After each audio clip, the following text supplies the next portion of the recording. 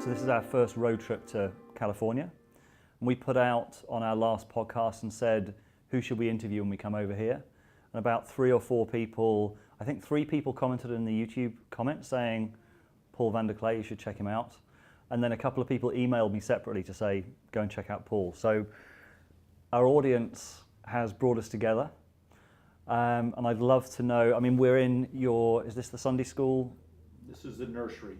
Yeah, hence the giraffes behind you and the camels behind me. Just getting that out of the way now. So Paul, I'd love to hear, like, where are we? Who are you? And why? What's brought us together? Well, my name is Paul VanderKlay, and I'm the pastor of Livingstone's Christian Reformed Church here in Sacramento, California. What's brought us together is Jordan Peterson. About 6-7 months ago, I'd been following Jordan Peterson for about a year, and I'd been blogging about him. I've had a blog for years. And at some point, I was reading Neil Postman's, rereading the book I'd read in the 80s, Amusing Ourselves to Death, which talks about media and the way it changes message and shapes message and empowers message. And I thought, well, I should probably do a video about Jordan Peterson. And I made a couple of them, and I had 15 subscribers on my YouTube channel where I was doing a show with Freddie Schuler, who you probably met this morning, just something because he wanted to do a TV show with me. And that's all I had done, and then suddenly there were more people watching my channel. And I began getting letters from people talking about how helpful my commentary had been for them to understand Jordan Peterson and frame him within a Christian context. So I kept doing it, and I've continued to do it since then. And I've watched many of your videos and very much appreciated them. So here we are. It's quite a surprise to me. Yeah, because I guess my journey with Jordan Peterson as well started probably about a year ago. I first heard him, wrote a blog about him, and then luckily got to interview him in Toronto. And since then, like I have a sense, like, that there's Jordan Peterson himself, and then there's what he represents. And for me, what I think he represents is a kind of potential for the reintegration of a Christian tradition that I think the materialist world has kind of lost, and potentially a kind of reintegration of the sacred itself, which is what I think I saw when I first saw him. I was like, wow, this is such a vital message for the times. And you're coming from, I guess, a very different place in terms of you live in that sacred world, you live in that Christian world. So what does he represent to you? Well, the first thing I saw was Christians read this book that says we live under a dome, and God is up and the world is down and there's people under the world. They live in that space during church, and then they go out into the world and we're on a globe and we're flying through space. And when I listen to Jordan Peterson, churches always talk about God coming from above. And that right now is getting nowhere with huge groups of people. And here Jordan Peterson was coming from below, and he's trying to connect heaven and earth again, which is where why the conversation always goes back to the physical nature of the resurrection. So I watched this and I thought, and then I listened to a lot of people watching him saying, I'm interested in going to church and I'm interested in exploring this. And it was very clear Jordan Peterson was rocketing up the hierarchy, and not everybody was going to get a chance to sit down and talk to him. And, well, I'm available. And so they find me. And so then as a Christian minister... You're a proxy. So I'm a proxy, that's right. I'm way down at the low end of the feeding chain, which is okay by me. I pastor a small church, I like small things. What's exciting about it is we get to do what we're doing now, sitting, talking face to face. This is what I enjoy. Yeah. Lots of things to pick up on. You remind me, when you talk about sort of Peterson, talking about the bottom-up nature of, I guess, the bottom-up nature of religion and religious revelation, you might say. There's an echo of his conversation with Ben Shapiro. When Ben Shapiro was talking about, like, he's obviously very into the kind of Jewish revelation and the biblical stories being true, and Peterson was saying, yes, but you can also get there another way. There's some sense in that the revelation from below, like evolved morality and the psychological reality of the stories, like a very human level, also matches this sort of revelation from above of this is somehow divinely, like I guess in history it would have been these have come from God. It's sort of it's a sense of them both coming together in some sense. Very much so. John Calvin, so I'm a Calvinist pastor, calls the sensus divinitatis, which says that God has built into us a way to hear him. I hadn't heard someone making a compelling case like this that was actually getting traction with people. And it was clear Peterson was getting traction. And so then I said, I've got to listen to this guy. I've got to figure out what he's saying and why it's working and how I should respond to what's happening around him. How has it been as well? Because Peterson has obviously been getting more and more controversial. And I've kind of felt this as well, sort of like you end up getting into conversations, no, he didn't mean that, it wasn't about that. How has that been, like have people started arguing with you or judging what you're saying, or how's that been? I deeply suspect there are a number of friends of mine that are deeply concerned for me because of this Jordan Peterson thing. Because they hear, again, the soundbite world grabs a few things. Jordan Peterson is a bigot. He's transphobic, he's homophobic, he's, the godfather of the patriarchy, whatever he is. And so but the thing is, they know me. They know I'm not a bigot. They know where I was raised. They know who's in my church. They know me by my actions. So what to do with this? I've given Jordan Peterson, in a sense, a year of my life. What do you do with that? Well, they don't know what to do with that. So they're quiet and they watch and they wait. I do think YouTube is a place for people with little to lose. And I have a son who is, might very well have a career in politics. He's worked in politics. And he just asked me, he says, I see what you're doing, and part of me thinks I should get a YouTube channel. And I think, no, don't do that. You're 20-something years old. You're going to get on there and you're going to start doing what I'm doing, and who knows what that's going to mean 20 years from now. I'm in my 50s. I can get on there, and I've already got a pretty good filter. I know if I would say, I'm not going to be a Christian anymore, I'm going to be a Muslim, I mean, that would get me into trouble. So don't edit that out.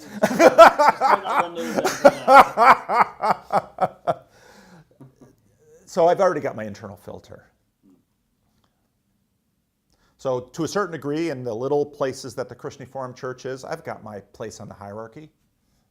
Why don't I use the status I have for what I think is right?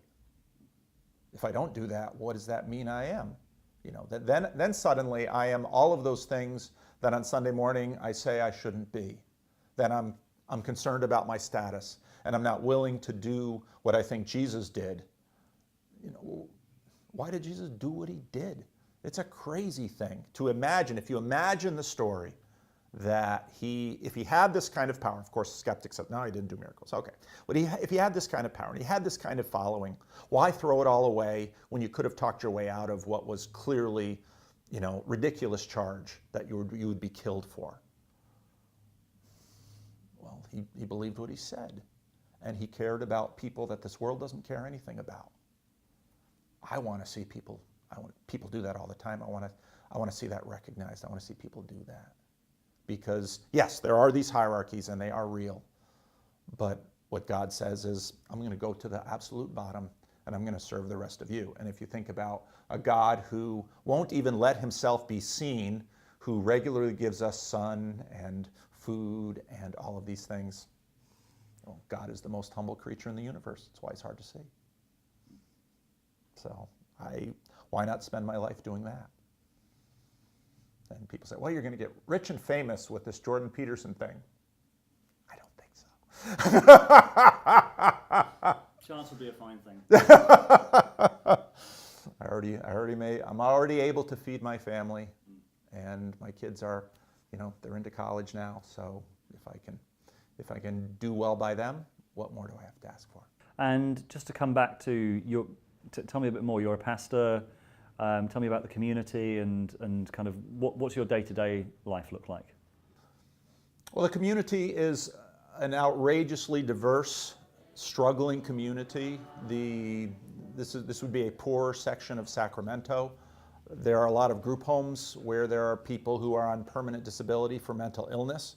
There's a fair amount of drugs, homelessness. We didn't have any homeless people or untreated schizophrenics in church this morning, but that's fairly common for us here. How can we pray for each other this morning? Day to day is dealing with that community to a degree. It's working with my congregation, talking to people who come to me. And so the Peterson stuff kind of fit in, except people are coming to me now via YouTube or via emails or comments, and I'm engaging in conversation with them. It's a small congregation, which gives me the opportunity to do what we're doing today.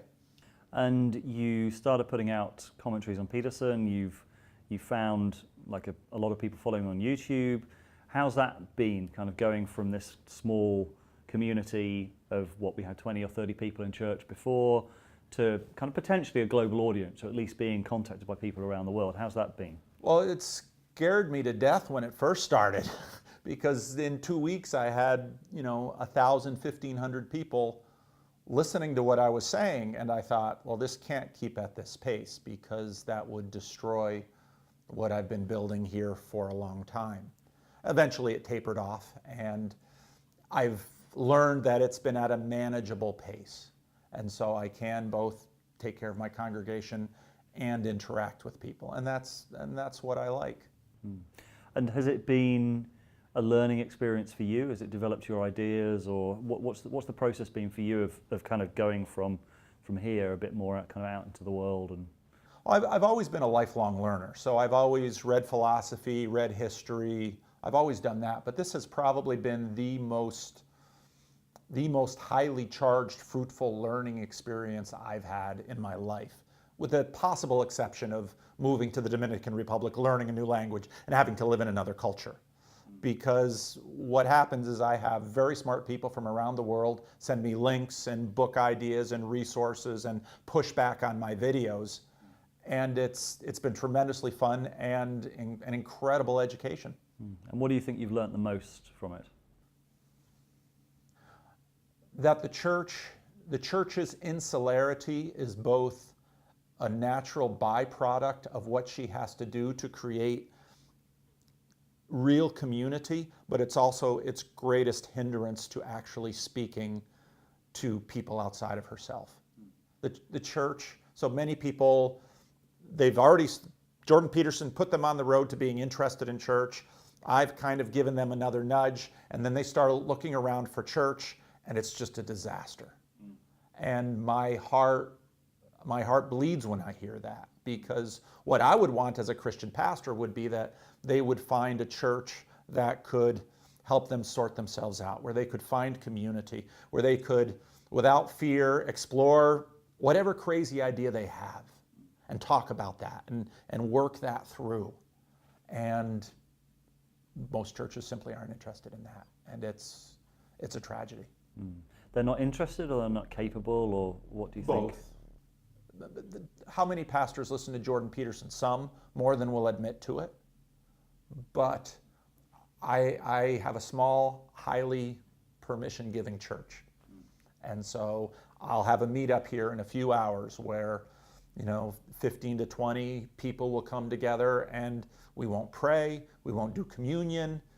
I had one of my old-timers stop in and listen once, and I'm not sure he knew what was going on, but he trusts me, so if the pastor's doing this, it must be okay. And people are working on their stuff. Will they become Christians? Certainly not all of them, but we open the church for AA meetings, all kinds of good things for the community. This is an important thing for the community.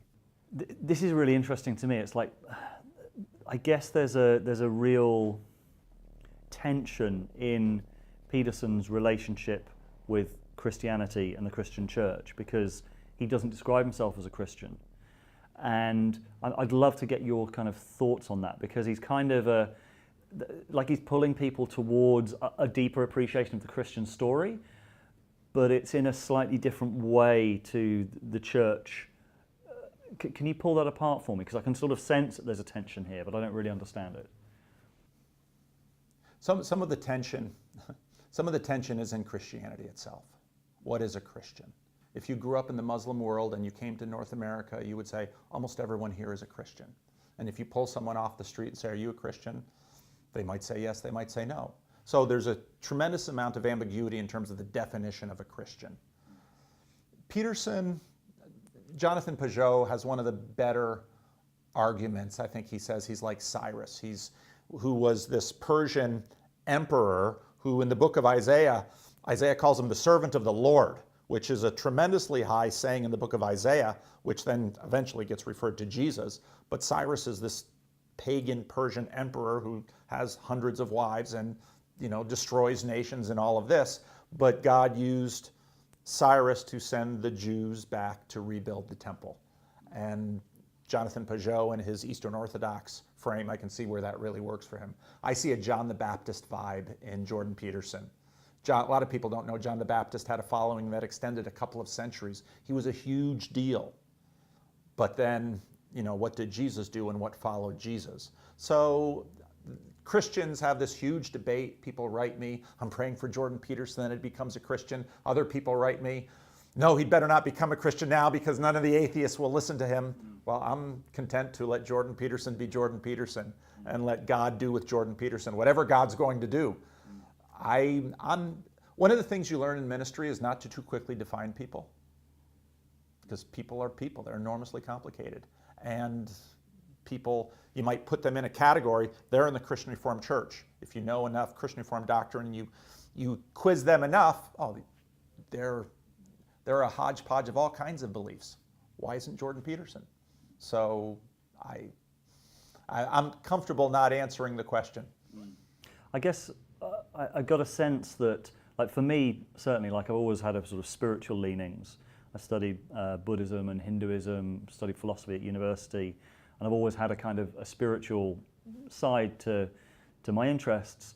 And it wasn't really until listening to Peterson that I kind of was really able to frame the Christian story in a new way and really understand the sophistication of the Christian kind of metaphors and the idea of dying to yourself, like the kind of the idea of the cross of like one dies to oneself every moment to be reborn and has to allow the dead wood to die off, all these kind of great, very, very meaningful, very profound ideas.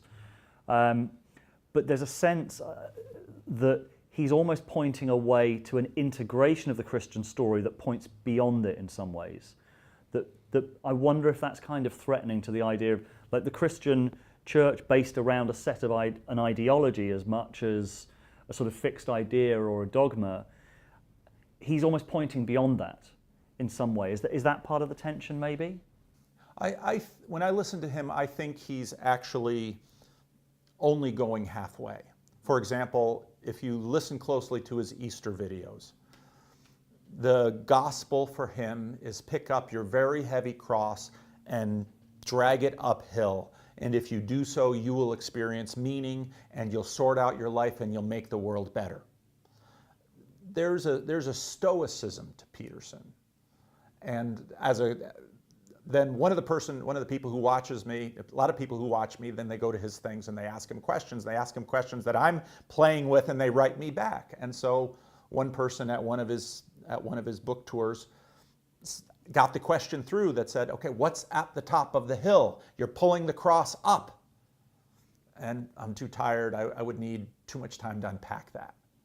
I don't think that's a dodge. I think Peterson is working as hard as he can to figure out what's at the top of the hill. In Christianity, none of us know that. Paul says, "Well, I've been to the third heaven."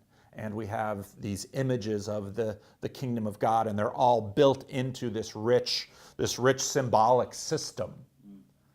But none of us can describe it.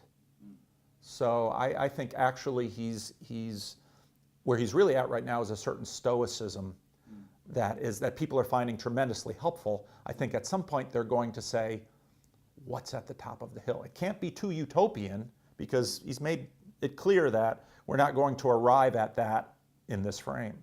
So is there a there there?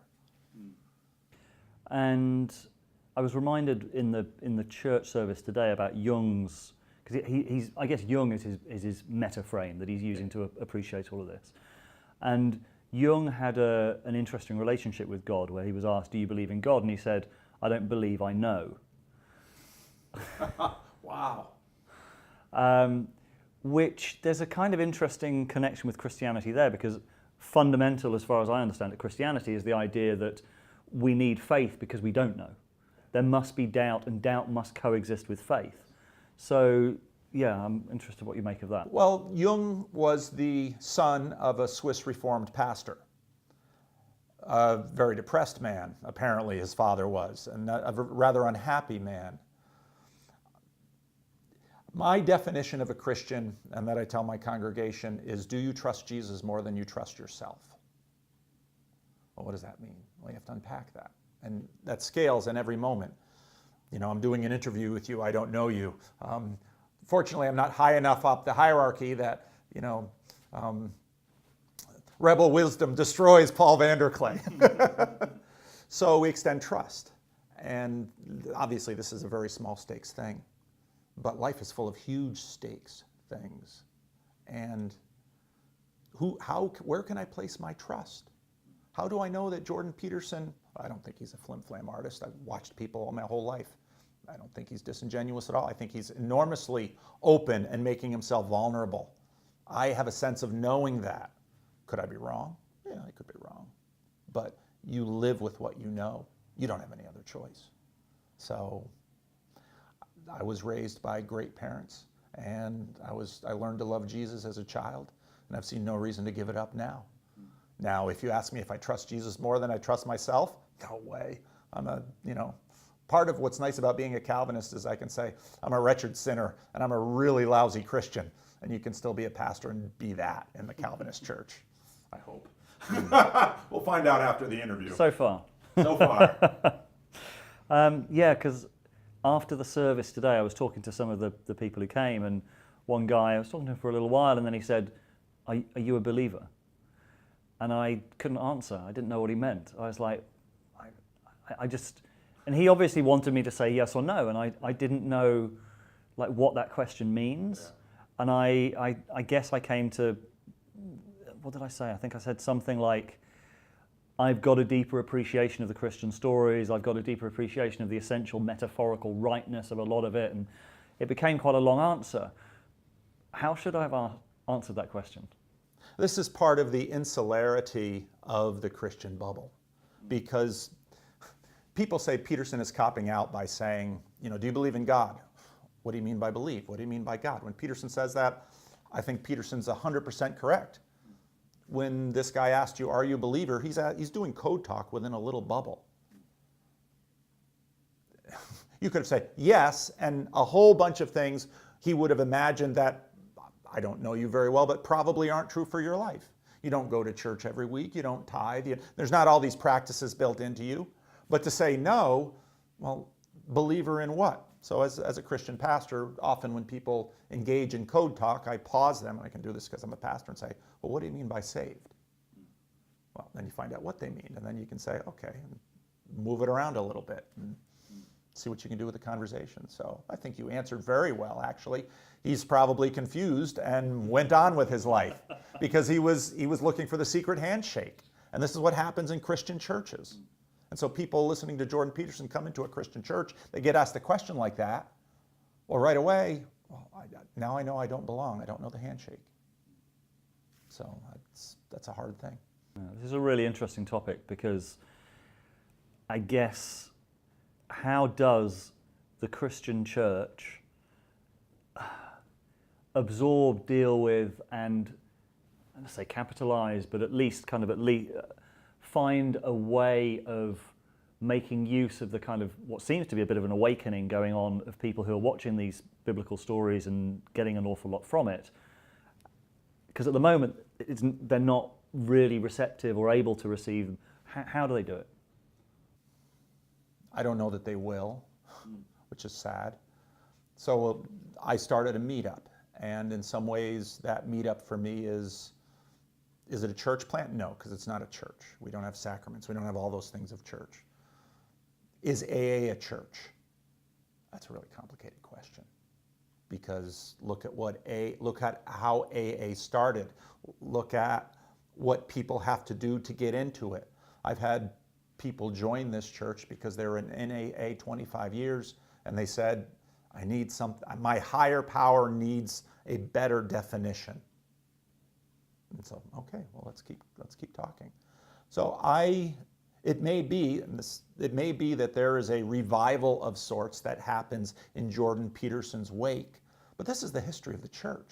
If you look at the church and you see all these tiny little sub movements, well, they all started because something happened that put a twist on everything, and a whole community came in. Look at Methodism.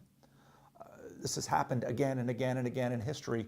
Will there be another little group of churches that get started because Jordan Peterson brought a whole new thing to people and it didn't fit into the regular church, and so here it begins? I don't know. Could happen. Petersonism. Petersonism. I'm going to get in trouble for that, for saying what I just said. I know, but I'm old enough to not care too much. I was actually raised a Methodist. My parents were Methodists, which probably only up until I was sort of 10 years old, 11 years old, something like that. But so I don't know what it means so much, except that it was more about trying to understand how Jesus would have lived. That it's more, that's what I understood of Methodism, that it was more about looking at him as a guide. Would that be right? Yeah, almost every new church movement and heresy starts because a group of people say, I want to know the real Jesus. And I want to and you guys have lost your way. Right. Yeah. And so then they start their own little thing. And then that goes for, church religions are very long things. It goes for a few hundred years, and then I regularly have Jehovah's Witnesses come to my door, and if I have enough time, I'll sit them down and I'll start asking them questions about what they really believe. And yeah, they're heretics for the Jehovah's Witnesses because other stuff is coming into them, and that process is always happening. So, well, I'm not God, and I'm happy to not be him. At the moment, Jordan Peterson's going into some debates with Sam Harris. Have you listened to the Vancouver ones? I have. Yeah. Audio versions. What was your impression of the Vancouver debates? I thought they were helpful in terms of, I think the optics of those debates are as important as the content of them. I didn't hear anything out of Peter. His axioms were new, and I wish he'd put them on his website. But most of what I heard out of Sam Harris, you could hear on many, many of his podcasts. But the fact that these two individuals are sitting down, talking, engaging in a productive way, to me, that's a win. And that's what happens at our meetups. This is what I'd love to see more. As a Christian minister, I long for the opportunity to sit down with people and just hear what they think and talk about it. And there's not nearly enough of that happening in churches or outside of churches. And so to watch that happen and to have people pay to hear it, I think it's just terrific. And do you think that there's any flexibility on either side? Do you think Sam Harris might kind of turn around and say, actually, you're right, truth has to be embedded in stories. I've realized that this whole atheism rationality thing is actually only a partial truth, and you're right. They're too far up the hierarchy to let that happen. But what are we doing? Why? So some people come to my meetup and they say, I used to be right there with Sam Harris, now I'm not so sure. Why? Because our mental minions are in there listening, and our conscious self is only this little part of it, and they're all, use Jonathan Haidt's, the elephant is making decisions, the rider is just giving rationale. So Harris is way up the hierarchy. Some high-profile people have flipped both ways. So is it possible he could in the future? Yeah. Is it likely? No. But that's not what the point is about. The point is, let's hear your argument. Let's hear your argument. What do I think of it? So I started making videos because I'm watching these conversations and I want to butt in. I want to be a part of it. and YouTube kind of let me be a part of it. And that's what's happened since. Now I'm having these conversations with dozens of people, and it's wonderful. Yeah. Well, what's happened is Peterson is getting incorporated. I mean, it's one brain here. Why do I start studying people like Peterson? It's to incorporate him. And when he says things in a certain way, I think, boy, that's a lot better way to say it. So what am I going to do? I'm going to use it. Pastors are thieves. We're not just liars, we're thieves. And when we hear something that works, boy, I'm going to grab that and I'm going to work that forever. Peterson's whole, says it all the time, finally gets into my thick skull. You know, our values stack up in hierarchies. Well, in my Sunday school class, I said, right now in our culture, we have a confusion between love and kindness. Love is higher in the hierarchy than kindness, as well it should be. When kindness is at the top of the hierarchy, that's the permissive parent who gives their kid whatever he wants. The loving parent sometimes will say no to their child, so kindness is lower on the hierarchy. The whole story of Jesus, a number of years ago when I was studying the book of 1 Peter, I realized the New Testament is all about status and hierarchies. And it's got this crazy story where Jesus on one hand says, you're all equal. And it's like, oh, that's radically egalitarian. And then he says, but I'm at the top of the hierarchy, and Jesus is about to serve. Jesus gathers his disciples together, and everybody in their mind has this hierarchy, and Jesus is at the top. And they're about to celebrate the Exodus dinner, and Jesus stands up, he takes off his clothes. I told my Sunday school class, I said, imagine if I stood up and take off my clothes here. We'd call 911. Stood up, take off his, stripped down his underwear, wrapped a towel around him, and starts washing his disciples' feet. And his disciples, they're all working the hierarchy. No, no, no. And Jesus says, if you don't let me wash your feet, you can have no part of me. Peter says, well, wash my whole body. Jesus is like, the feet are enough. Yeah. And he washes their feet. Well, what's Jesus doing with the hierarchy? He's become the servant. And almost every text has this dynamic. So the top becomes the bottom. And because the top becomes the bottom, he's really at the top. We have this in our national conversation. Who is the president supposed to be? The servant of all.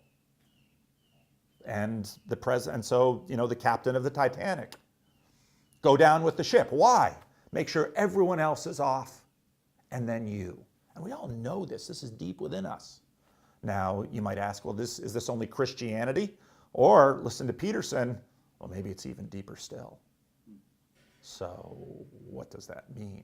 That Christianity is actually an outgrowth of the deeper principle. That's right. Yeah. Which is exactly what C.S. Lewis says in The Lion, the Witch, and the Wardrobe, when Aslan allows himself to be killed on the stone table, and then the stone table breaks, and C.S. Lewis says, well, there's a deeper magic, because he gave up his life for Edmund, the rebel, and now Aslan is arisen, and the new reign of Aslan begins, and winter is gone. So this is the Christian story. And it's all over the place in our culture, but people don't recognize it. But this is the most infuriating argument that you could ever use with an atheist, which is, you're a Christian pretending not to be. Yeah. Yeah. Which is kind of, you could imagine how that would feel to someone like Sam Harris if Peterson said to him, well, look at your actions, look at the way that you behave. You cannot help but be a Christian, because this morality is deeply embedded in everything that it's in every fiber of your being. Yeah, yeah. You're not going to get away from it. And I think Sam Harris should turn around and say, yeah, you're more of a materialist than you want to admit. And I think that's true too, because it's all mixed within us. And I think this huge culture war we see happening in the West is a Christendom civil war, because I can establish, let's say same-sex marriage, I can establish a perfectly reasonable understanding why, gay people's relationship should be sanctified by the church. I can also argue the other way around. And so in the ancient world, ancient Egypt or ancient Rome, it'd be like, marry your gay lover. Well, what would you do that for? I mean, that makes no sense to them. But, well, there's this long line of things that have happened to marriage through Christianity, and all of this, we're just so deeply embedded in the whole thing that we're just having Christian arguments back and forth. And you might even argue that as Western culture, or as Scott Alexander, he's a blogger, argues universal culture continues to dominate around the world. Well, in a funny way, evangelization is happening by secularists who claim there is no God, because these ideas that have Christianity deeply embedded in them are just being picked up by people of all over the world. And there's a lot of people now calling themselves, who used to call themselves atheists, now call themselves Christian atheists. Yeah. Yeah, isn't that crazy? Yeah. But I think it's tremendously fun, because, well, what's more fun than talking about what's closest to our hearts and gives us meaning? And you can have no more fun than sitting in a room and doing that for a few hours. I just appreciate the chance to do this. And it's an amazing thing that I sit there and talk at a camera and people watch it. I remember after I did one and my family's like, well, what are they watching? I said, here, I'll play it for you. And it's horrible watching yourself on there. And I think, why does anybody watch this? Who in their right mind would be spending 2 hours listening to this? But they do. And so as long as I keep getting emails from people, which I do every day, oh, wow, I'm so glad you're doing this. This is really helping me. I don't know that they could tell me how it's helping them, which is kind of a crazy thing. But they feel a sense of, these are our mental minions doing their work back there, and they're saying, this is helping me. Enough that I'm motivated to get to a computer and dig up your email and write you this message. And I say, well, if that's happening, I'll keep doing it as long as it's helpful. So I do it. Paul, thank you very much. Thank you. My pleasure.